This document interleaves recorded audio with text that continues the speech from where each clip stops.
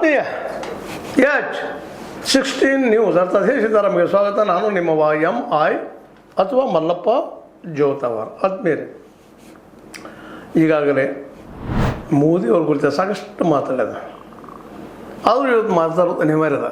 July 20 ಭಾಳ ಕೆಟ್ಟ ದಿನ BJPಗೆ ಮತ್ತು ಮೋದಿ ಶಾರ್ ಅವರೇ.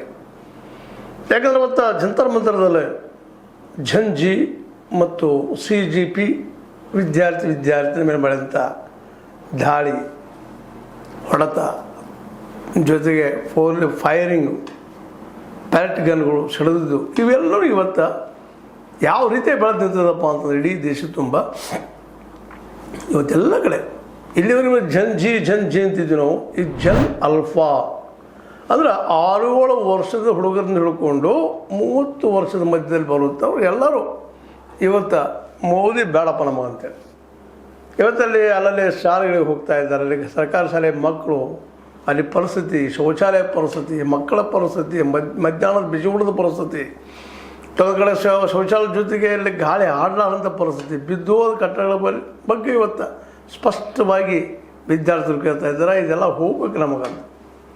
ನಾವು ಕೊಡೋ ಟ್ಯಾಕ್ಸ್ಗೆ ಈ ಒಂದು ಏನು ಇವತ್ತಿನ ಶಿಕ್ಷಣ ವ್ಯವಸ್ಥೆ ಐತಿ ಪೂರ್ತಿ ದಿವಾಳಿ ಹೋಗ್ಬಿಟ್ಟದ ಅಂತೇಳಿ ಇಡೀ ದೇಶ ತುಂಬ ಇತ್ತು.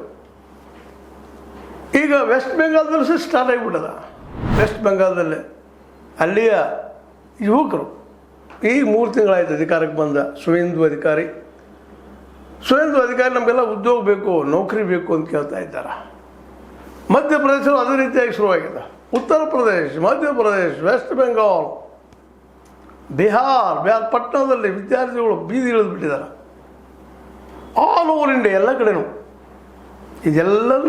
ಇದೆಲ್ಲವನ್ನೂ ಗಮನಿಸಿರುವಂಥ ವಿರೋಧ ಪಕ್ಷ, ಅದರಲ್ಲೂ ಮುಖ್ಯವಾಗಿ ರಾಹುಲ್ ಗಾಂಧಿ, ಇಡೀ ದೇಶದ 800 ಪಟ್ಟಣಗಳಲ್ಲಿ ಈ ಝಂಜೆಗಳ ಪರವಾಗಿ, ಸ್ಕೂಲ್ಗಳ ಪರವಾಗಿ, ಮಕ್ಕಳ ವಿದ್ಯಾಭ್ಯಾಸದ ಪರವಾಗಿ ಒಂದು ಮೂಮೆಂಟ್ ಸ್ಟಾರ್ಟ್ ಮಾಡುವ ನಿರ್ಧಾರ ಮಾಡಿಬಿಟ್ಟಿದ್ದಾರೆ.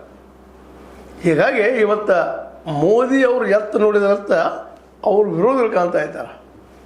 ಕಳೆದ 12 ವರ್ಷಗಳಲ್ಲಿ ಏನೇನೋ ಮಾಡಿದರು, ಅಭಿವೃದ್ಧಿ ಹೆಸರು ಹೇಳಿದರು, ನಂತರ ಹಿಂದೂ ಮುಸ್ಲಿಂ ಮಾಡಿದರು, ನಂತರ ಬುಲ್ಡೋಜರ್ ಮಾಡಿದರು, ನಂತರ 80-20 ಮಾಡಿದರು, ಮಾಬ್ ಲಿಂಚಿಂಗ್ ಮಾಡಿದರು, ಇದೆಲ್ಲ ಮಾಡಿದರು. ಏನು ಸಾಧ್ಯದನೋ ದಿಶಾವಲ್ ಮಾಡುವಂಥ ವಿದ್ಯಾರ್ಥಿಗಳಿಗೆ, ವಿದ್ಯಾರ್ಥಿ ತೆರೆಯಲ್ಲೇ ಅಥವಾ ಯುವಕರ ತೆರೆಯಲ್ಲೇ ನಮ್ಮಿಂದ ಮಾತ್ರ ಉದ್ಯೋಗ ಸಾಧ್ಯ ಅಂತೇಳಿದರು. ಎಲ್ಲನೂ ಮಾಡಿದರು. 2 ಕೋಟಿ ಉದ್ಯೋಗ ಪ್ರತಿ ವರ್ಷ ಕೊಡ್ತಾನೆ ಅಂತ ಹೇಳಿದರು. 15 ಲಕ್ಷ ರೂಪಾಯಿಗಳನ್ನು ಪ್ರತಿ ಬಡವನ ಖಾತೆಗೆ ಹಾಕ್ತಂತ ಹೇಳಿದರು. ಇವತ್ತು ಜನ್ ಧನ್ ಏನು ಖಾತೆ ಮಾಡಿದ್ರು ಎಲ್ಲ ಹೆಚ್ಚು ಖಾಲಿ ಇದ್ದಾವೆ. ಅವೇನು ವ್ಯವಹಾರ ಆಗ್ತಾ ಇಲ್ಲ. ಹೀಗಾಗಿ ಅದೊಂದು ಇವತ್ತು ಬ್ಯಾಂಕಿಂಗ್ ಸೆಕ್ಟರ್ಗೆ ವಜನ ಆಗಿಬಿಟ್ಟದ, ಬೋಜ್ ಆಗಿಬಿಟ್ಟದ. ಇವೆಲ್ಲವೂ ಇವತ್ತು ಫೇಲ್ಯೂರ್ ಆಗಿ ಕಾಣ್ತಾ ಇದ್ದಾವೆ.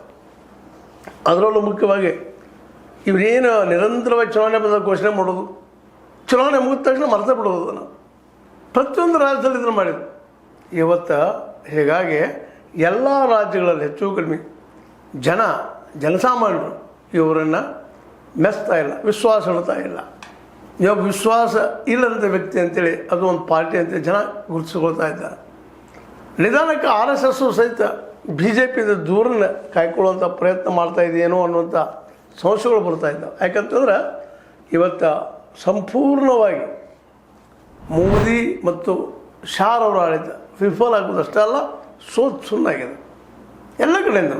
ಆಲ್ ಓವರ್ ಇಂಡಿಯಾ ಶಿಕ್ಷಣ ಕ್ಷೇತ್ರದಲ್ಲಾಗಿರ್ಬೋದು, ಆರೋಗ್ಯ ಕ್ಷೇತ್ರದಲ್ಲಾಗಿರ್ಬೋದು, ಕೃಷಿ ಕ್ಷೇತ್ರದಲ್ಲಾಗಿರ್ಬೋದು, ಯಾವುದೇ ಕ್ಷೇತ್ರ ತೆಗೆದುಕೊಳ್ಳಿ.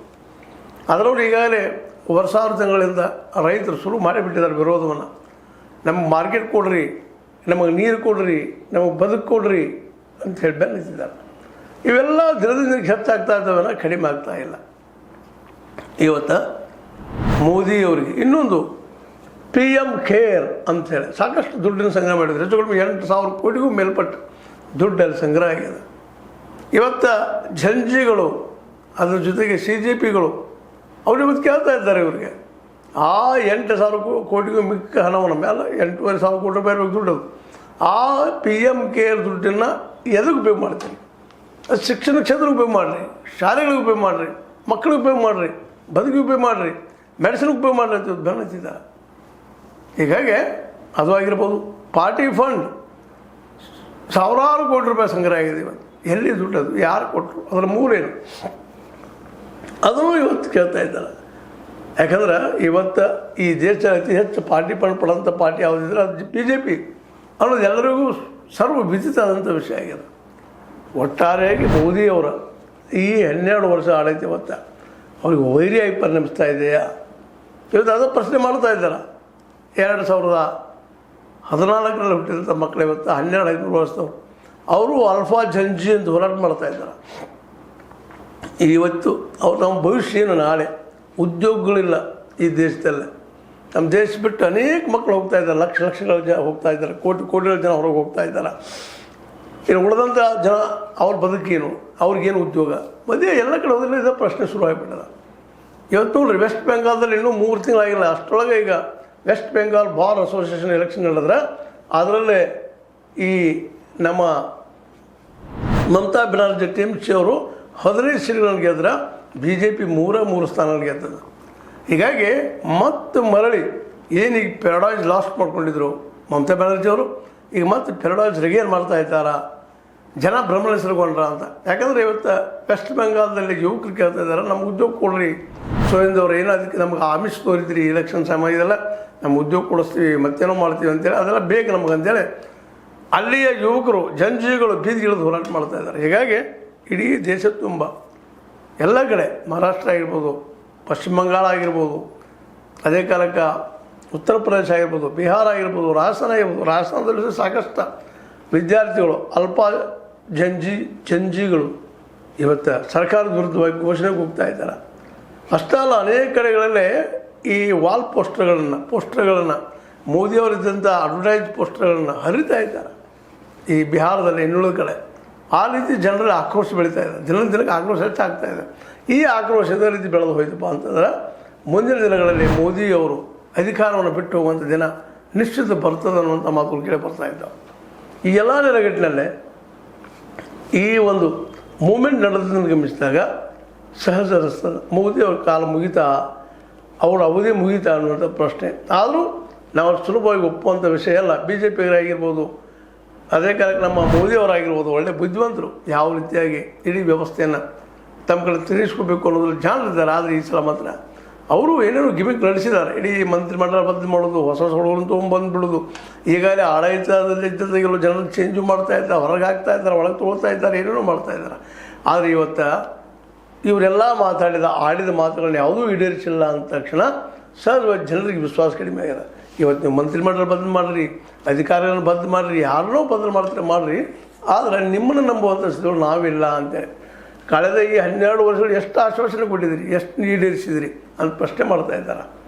ಸ್ಮಾರ್ಟ್ ಸಿಟಿ ಆಗಲಿಲ್ಲ, ಮುಂದೆ ಒಂದು ಸ್ಮಾರ್ಟ್ ಹಳ್ಳಿ ಆಗಬೇಕು, ಗ್ರಾಮ ಪಂಚಾಯತ್ ಅದಾಗಲಿಲ್ಲ, 2 ಕೋಟಿ ಉದ್ಯೋಗ ಸಿಗಲಿಲ್ಲ, 15 ಲಕ್ಷ ರೂಪಾಯಿಗಳು ಪ್ರತಿಯೊಬ್ಬರಿಗೆ ಖಾತೆಗೆ ಬರಲಿಲ್ಲ, ಬಡವನ ಖಾತೆಗೆ ಏನೇನೂ ಇಲ್ಲ ಇಲ್ಲಿವರೆಗೆ. ಹಾಗೇನೋ ಆಶ್ವಾಸನೆ ಕೊಡ್ತಾನೆ ಇದ್ದೀರಿ. ಅದನ್ನೇ ಈ ವೆಸ್ಟ್ ಬೆಂಗಾಲದ ವಿದ್ಯಾರ್ಥಿಗಳು ಕೇಳ್ತಾ ಇದ್ದಾರೆ, ನೀವು ಆಶ್ವಾಸನೆ ಕೊಟ್ಟರೆ ನಮ್ಮ ನೌಕರಿ ಕೊಟ್ಟರೆ ಉದ್ಯೋಗ ಕೊಡ್ರಿ ಅಂತ ಬೀದಿ ಇಳಿದಿದ್ದಾರೆ. ಅದನ್ನು ನೋಡಿ ವೆಸ್ಟ್ ಬೆಂಗಾಲದಲ್ಲಿ ಆಗಿರ್ಬೋದು, ಅಥವಾ ವೆಸ್ಟ್ ಬೆಂಗಾಲ್ ಜೊತೆಗೆ ನಮ್ಮ ಉತ್ತರ ಪ್ರದೇಶ ಆಗಿರ್ಬೋದು, ಬಿಹಾರ ಆಗಿರ್ಬೋದು, ಮಧ್ಯಪ್ರದೇಶ ಆಗಿರ್ಬೋದು, ಅಲ್ಲಿಯೂ ಸಹಿತ ವಿದ್ಯಾರ್ಥಿಗಳು ಈ ವ್ಯವಸ್ಥೆ ವಿರುದ್ಧ ಹೋರಾಟ ಆರಂಭ ಮಾಡಿದ್ದಾರೆ. ಏನೋ ಆಗಲಿ, ಈಗ ಶುರು ಆದಂಥ ಈ ಒಂದು ಗದ್ದಲ, ಈ ಒಂದು ವಿರೋಧ ಮುಂದಿನದಲ್ಲಿ ಏನೇ ಆಗ್ಬೋದು, ಏನೇ ಆಗಲಿಕ್ಕಿಲ್ಲ ಅನ್ನೋದು ಈಗಲೇ ಹೇಳದೆ ಹೋದರೂ ಸಹಿತ ಇದು ನಿಶ್ಚಿತವಾಗಿಯೂ ಭವಿಷ್ಯದಲ್ಲಿ ಪರಿಣಾಮ ಬೀರುತ್ತದೆ ಅನ್ನೋದು ಎರಡು ಮಾತಿಲ್ಲ. ಹೀಗಾಗಿ ಇವತ್ತು BJPಯ ಶಾ ಅವರಾಗಿರ್ಬೋದು, ನಮ್ಮ ಮೋದಿಯವರಾಗಿರ್ಬೋದು, ಈ ಒಂದು ಎಲ್ಲ ಎದ್ದಂಥ ದಂಗೆಗಳನ್ನು ಯಾವ ರೀತಿಯಾಗಿ ತಮ್ಮ ಕಂಟ್ರೋಲ್ಗೆ ಕಪಿಮುಷ್ಟಿಗೆ ತರಬಹುದು ಅನ್ನೋದು ಮುಂದಿನದಲ್ಲಿ ನೋಡೋಣ ಅಂತ ಹೇಳ್ತಾ, ಇದು ನಿಮಗೆ ಲೈಕ್ ಆಗಿರ್ಬೋದು, ಲೈಕ್ ಮಾಡಿ, ಶೇರ್ ಮಾಡಿ, ಕಮೆಂಟ್ ಮಾಡಿ, ಜೊತೆ ಸಬ್ಸ್ಕ್ರೈಬ್ ಮಾಡಿ. H16 ನ್ಯೂಸ್ ಅರ್ಥಾತ್ ಹೇಸಿದ್ದರ ಮೇಲೆ ಸತ್ಯಕ್ಕೆ ವಂದನೆಗಳು.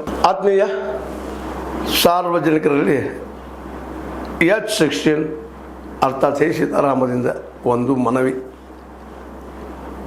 ಈ ಸಂಸ್ಥೆ ಭ್ರಷ್ಟಾಚಾರ, ಅನ್ಯಾಯ, ಅತ್ಯಾಚಾರಗಳಿಂದ ನೊಂದವರ ವೇದಿಕೆ, ಅನ್ಯಾಯಕೋರರ, ಭೂಗಳ್ಳರ, ನಶಾ ಸಾರಾಯಿ ಮಾಫಿಯಾಗಳ ವಿರುದ್ಧದ ಧ್ವನಿ, ರೈತರ, ಕೂಲಿಕಾರ, ಕಾರ್ಮಿಕರ, ಬಿದ್ದ ಸಮುದಾಯ ಜನರ ಧ್ವನಿ ಬೆಂಬಲವಾಗಿ ನಿಂತು ತನುಮನ ಧನದ ಸಹಾಯಕ್ಕೆ ಸಾರ್ವಜನಿಕರಲ್ಲಿ ಕೋರಿಕೆ.